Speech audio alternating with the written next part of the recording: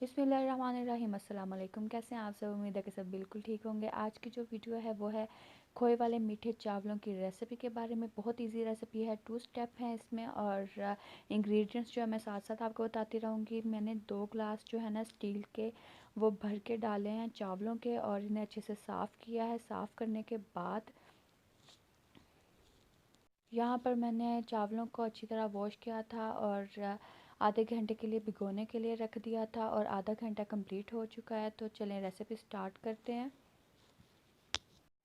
अच्छा जी, first step जो हमारा है ना उसमें हमने क्या करना है कि जब चावलों को आधा घंटा हो जाएगा भिगोए हुए को, तो हमने उन्हें बॉईल करना है। तो यहाँ पर मैंने ना पानी रखा था पतीले में डाल के, तो कुछ टाइम के लिए गर्म होने के लिए। उसके बाद फिर मैंने इसमें जब वो बबल बन रहे थे तो मैंने नमक डाल दिया था इतना सा। तो ये मैंने नमक इसमें ऐड किया और उसके बाद फिर यहाँ पर पानी के बबल्स बन रहे थे, तो मैंने क्या कहता था आधा घंटा होने के बाद पानी निकाल दिया था चावल में से। अब ये चावल मैं इसमें ऐड कर दूँगी और यहाँ पर वो मैंने चावल जो थे वो इसमें पानी में ऐड कर दिए थे और आंच को मैं मीडियम रखूँगी। इसके बाद हमने क्या करना है, एक जो चम्मच होता है खाने का वो हमने कलर का ऐड करना है, चावलों में डालना है। ठीक है, जो बॉईल कर रहे होंगे उसमें ये डाल देंगे और फिर इसे मिक्स करेंगे हल्के चम्मच के साथ, क्योंकि हमने बस चावलों को हल्का सा कलर मिक्स कर देना है।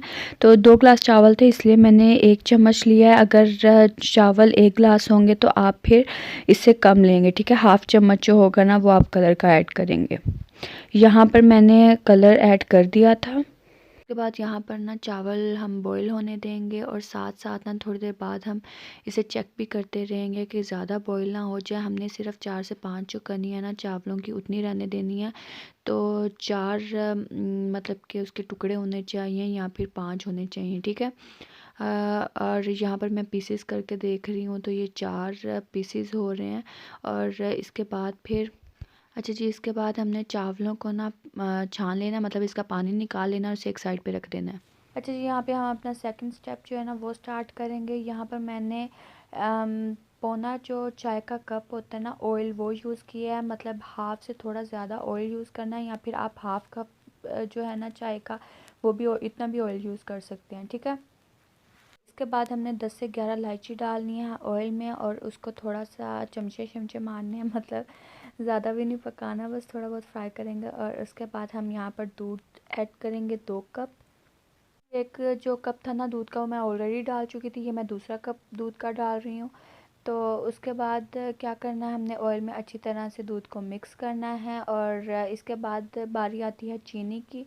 तो 2 ग्लास चीनी डालेंगे स्टील के, जो वही 2 ग्लास जो हमने ना चावलों के लिए थे, लेकिन ये है कि वो हमने चावल जो है ना वो फुल भर के स्टील के 2 ग्लास लिए थे। तो हम चीनी जो है ना वो मैं इतनी सी ऐड करूँगी, मतलब फुल भर के नहीं डालूँगी। ठीक है, बराबर की चीनी नहीं होगी, 2 ग्लास चीनी डालूँगी लेकिन इतनी इतनी कम डालूँगी। ठीक है, उसके बाद हम इसे अच्छे से मिक्स करेंगे और साथ ही जो है ना मिक्स करते करते ये बबल्स बनना शुरू हो जाएंगे और इसका मतलब है कि ये रेडी हो चुका है। और यहाँ पर हम क्या करेंगे, जो हमने चावल रखे हुए थे ना अलग से पानी निकाल के वो हम ऐड कर देंगे।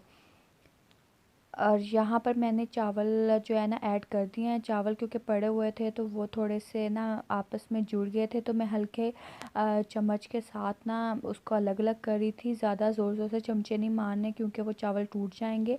हल्के हल्के चम्मच के साथ ना, हल्के हल्के हाथ के साथ, तो आपने क्या करना है कि उनको अलग अलग करना है ताकि ये अच्छी तरह उसमें मिक्स हो जाएं। ठीक है, और यहाँ पर हम जो आँच है ना वो मीडियम रखेंगे। ठीक है, अच्छा, इस स्टेज पर जब दूध थोड़ा कम रह जाएगा आपने आंच को हल्का कर देना है और हल्का करने के बाद फिर आपने इसके ऊपर खोया वगैरह ऐड करना है और उसके बाद फिर आपने जो ढक्कन है ना उसको साफ़ कपड़े से ढक देना है और नीचे तवा रख देना है और आंच को थोड़ा तेज़ कर देना है। खोया ऐड करने के बाद मैंने जो ढक्कन था ना उसको अच्छी तरह कवर कर दिया था कपड़े के साथ और तवा रख दिया था, तवे के ऊपर पतीला रखा था और जो आंच थी ना उसको थोड़ा तेज़ कर दिया था ताकि जो तवा अच्छी तरह गर्म हो जाए। और इसको फिर दम वाली आंच पे रख दिया था। अच्छा, दम वाली आंच का मतलब है कि बिल्कुल ही कम जो है ना आंच उस पे हमने इसे रखना है। ठीक है, उसके बाद फिर 10 से 15 मिनट हम दम देंगे और उसके बाद हमने ना जब ये दम हो जाएगा 10 से 15 मिनट गुजर जाएंगे, फिर हमने तवा हटा देना है और ऊपर से ढक्कन के ऊपर कपड़ा भी हटा देना। कुछ देर के लिए हमने ऐसे पड़ा रहने देना है ताकि ना इसकी स्टीम वगैरह जो है ना वो निकल जाए। और फिर उसके बाद हमने इसे अच्छी तरह खोए को मिक्स करना है। मैंने क्या किया था, इसको मिक्स करने के बाद फिर से इसके ऊपर खोया ऐड करके इसको ढक दिया था और उसके बाद फिर इसे मिक्स किया था ताकि अच्छी तरह खोया उसमें चला जाए। और अच्छा जी, यहाँ पर ना मैंने दोपहर के टाइम चावल बनाए थे, सर्व मुझे शाम के टाइम करने थे, तो ये क्लिप भी मैंने फिर शाम के टाइम ही बनाया था। तो यहाँ पर मैंने चावल प्लेट में डाल के उसके ऊपर फिर से खोया ऐड किया था और उसको ओवन में गर्म किया था, फिर मैंने इसे सर्व किया था। और बहुत इजी रेसिपी है, 2 स्टेप हैं इसमें, एक बॉइलिंग का है और दूसरा चाशनी बनाने का है। और आपको ज़रूर पसंद आए होंगी, सिंपल सी रेसिपी है और ज़रूर ट्राई कीजिएगा। अगर तो रेसिपी पसंद आई हो तो चैनल को लाइक कीजिएगा, सब्सक्राइब कीजिएगा, अपने फ्रेंड एंड फैमिली के साथ शेयर कीजिएगा। अपना ख्याल रखिएगा। मिलूँगी अगली वीडियो के साथ। अल्लाह हाफ़िज़।